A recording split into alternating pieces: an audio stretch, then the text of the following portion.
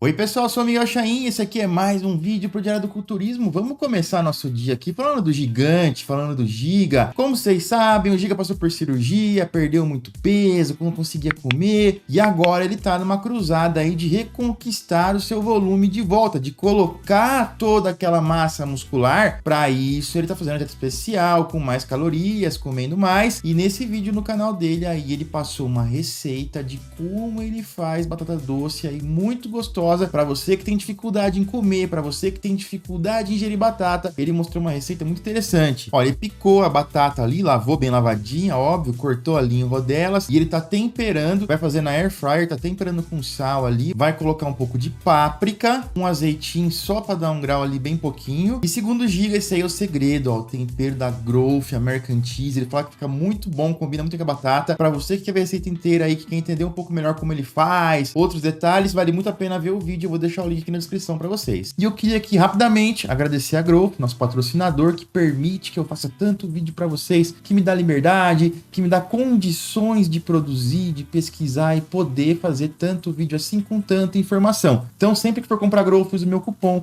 Chain, se ajuda muito a gente, você apoia quem apoia o canal, e sempre lembrando aí, ó, Whey Protein isolado 90%, excelente custo-benefício, isolado de excelente qualidade, melhor até que alguns preços de Whey concentrado do mercado. Então corre agora lá, gsplementos.com.br, garante o seu e use meu cupom Chain. Saiu um vídeo aí de um treino de costas do Júlio com o Ramon, e nesse treino aí eles fizeram algumas remadas no começo, mas a estratégia foi sempre fazer uma remada com a tronco, com a coluna apoiada, para não sobrecarregar, para não cansar muito a região de eretores ali, de lombar, para no final poder fazer um terra um pouco mais pesado. E os caras, vou te falar, hein, os caras foram pesado. O Julião, cara, olha só, meteu 4 placas de 20 cada lado ali, 180 quilos, fez 6 repetições aí muito sólidas, muito boas, e não parou por aí não. No final ele pediu mais, colocou ali ó 4 placas de 20, uma de 10 cada lado aproximadamente, dando uns 200 quilos aí, e fez 3 repetições, olha só, forma muito boa também, já foi um pouco mais difícil, um pouco mais devagar, mas também no final, né?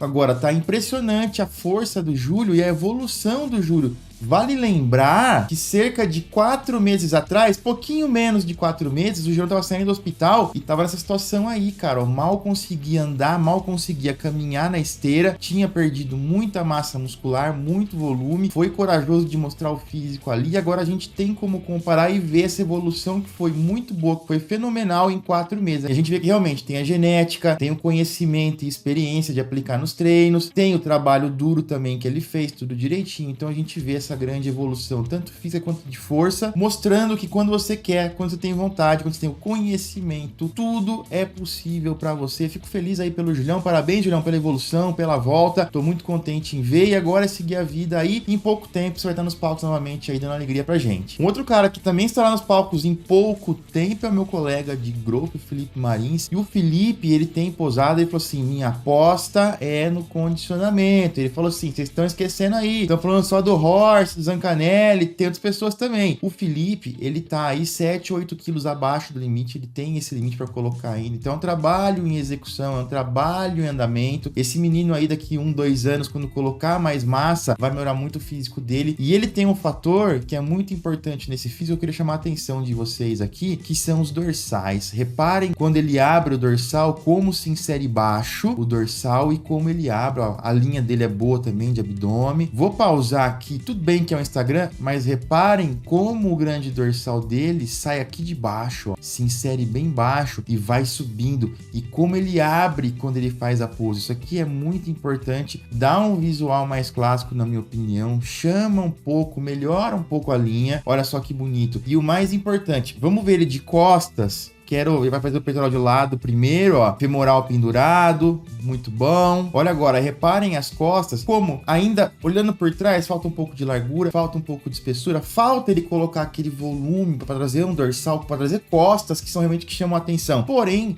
de frente já chama muito a atenção. O que nos faz pensar que quando ele realmente colocar esses 7, 8 quilos e colocar uma massa considerável nas costas, essa pose de frente dele vai ficar muito difícil de ser batida, vai ficar muito bonita, vai ficar muito clássica. E lembrando que a Classic Physique tem menos poses obrigatórias, então o valor de cada pose acaba aumentando bastante. E como a gente não tem uma expansão de frente, o duplo bíceps de frente acaba sendo uma pose muito, mas muito valiosa e muito importante, uma pose chave aí para Classic Physique. E quando ele colocar esse volume, esse menino, aguarde. Vamos falar agora de um podcast que o Phil Heath participou aí poucos dias atrás, foi com o Lewis Howes, aquele influencer. Vocês lembram desse videozinho aqui do Phil treinando boxe? Esse cara aqui é um treinador renomado de boxe e tal, e quem levou o Phil para esse desafio, para esse treininho aqui, foi o Lewis Howes, que é um ex-atleta que tem um livro aí, um best-seller pelo New York Times, e ele, segundo ele, entrevista as maiores mentes do mundo. Curiosamente, o podcast dele é apenas em áudio ainda, como nos velhos tempos aí, tá hospedado no Spotify, em vários lugares. E eles separam aqui uma parte de quando o Phil perdeu o Mr. Olympia lá pro Sean Roden em 2018. E o Phil falou assim em certo momento. Quando eles disseram Sean Roden e não Phil Heath, ele falou assim, eu tava acostumado sempre a ouvir Phil. Machucou muito, foi como tomar um tiro de 12. Mas eu ainda estava vivo e eu ainda podia ver ali a sala, a audiência, o lugar. E eu pensei comigo mesmo, isso aconteceu mesmo? E logo em seguida eu ouvi a multidão gritando e vibrando. Eu tava tentando digerir aquela parte, tipo, o que isso significa, né? A galera gostou que o Sean Roden venceu, significou isso, né, Phil? E naquele momento, olha só que interessante, naquele momento eu não sabia o que significava. Ele tava pensando assim, é meio louco o negócio mesmo, né? Isso aí foi pra ele, a galera exaltando ele, ou é o fato que eles me odeiam, então eles ficaram muito felizes que o cara ganhou e porque eu perdi? E o Phil acha o seguinte, que ele desenvolveu um efeito Tom Brady na indústria dele, no bodybuilding. Tipo, ele fala, com certeza. Ele fala o seguinte, eles queriam me ver perder. E tem aquela coisa, o cara vai ganhando.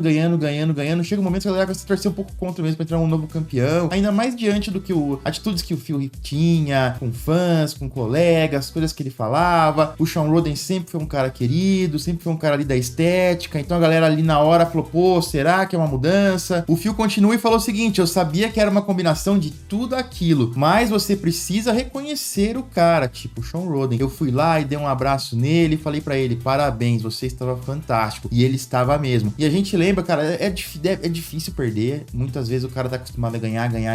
Ele até esquece como é perder. E quando ele perde, ele fala, caramba, o que tá acontecendo aqui? Aconteceu com o Ronnie Coleman também. O Jay era diferente um pouco. O Ronnie, ele ganhou.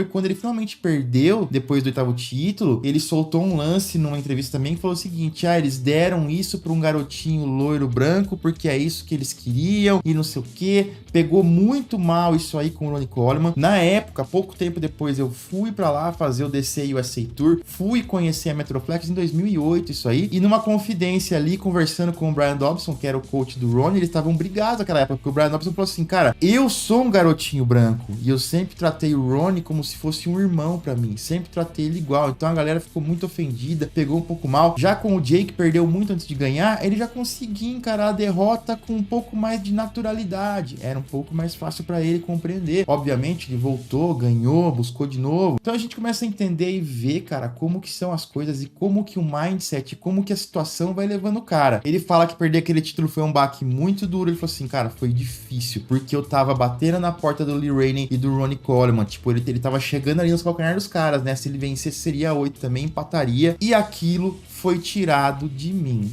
Não foi tirado de você, né? Na verdade, é a visão do Phil, né? Eu não sei se ele entende realmente desse jeito, mas na visão dele, o título foi tirado e aquele negócio foi tirado dele. Dá pra entender do ponto de vista do cara que tem o mindset de vencer. Ele fala depois que o inevitável aconteceu, porque eventualmente todos nós vamos nos lesionar e o cara que compete em alto nível durante anos e anos vai acontecer, é uma questão de tempo, porque o cara tem que dar o máximo de si. E quanto mais ele avança na carreira, mais ele se desenvolve. Quanto mais desenvolvido, mais volume de treino, mais intensidade ele precisa para se desenvolver ainda mais. E conforme o tempo passa, a capacidade do seu físico de se recuperar, de se regenerar, vai diminuindo. Então a gente pode dizer aí que uma pessoa vai precisando de cada vez mais trabalho, mais volume, mais intensidade, enquanto o seu físico vai cada vez menos tendo capacidade de se recuperar disso. Ele fala assim que mesmo estando machucado, mesmo estando no problema da hérnia lá, ele estava numa sequência e que ele realmente achava que ele ia ganhar pelo menos 10 títulos. E aí vem daquela coisa antiga da Pro League, da FBB, de ter dinastias, né? Não importa quão mal você venha, quão lesionado você venha, do Orientes que diga, você vai ganhar, não importa o que aconteça. Mas chegou um momento que isso parou de acontecer, e foi bem na vez do Phil. E ele fala que isso foi um grande aprendizado pra ele, que isso parou ele, que a lesão parou, tirou aquele impulso que ele tinha ganhando vários títulos, e a partir de agora ele teria que recomeçar, reconquistar, e ele demorou alguns anos pra conseguir entender e colocar isso na cabeça. Ele fala que tentou competir de novo porque ele tinha um propósito, que ele tinha um porquê que era maior, e ele falou assim que se eu parasse naquele momento, eu iria cagar na cabeça de todo mundo que me apoiou, de todo fã que esperou numa fila pra tirar uma foto comigo, eu ia desapontar o pessoal geral. E depois ele termina ali com um lance meio motivacional, mas a mensagem que fica é, a gente consegue entrar e entender um pouco o que passou na mente do Phil nesses anos, nesses momentos, como foi tomar a pancada ali de ou não ouvir seu nome, porque deve ser um negócio, o cara tem certeza que vai ganhar e na hora ele ouve outra coisa ali, o babaque deve ser muito grande, e como ele se recuperou depois. Quero muita opinião de vocês em relação ao Phil Heath, tudo isso aí que ele falou. Conta aí pra mim nos comentários, daqui a pouquinho eu volto com vocês com mais vídeos, pessoal. Valeu!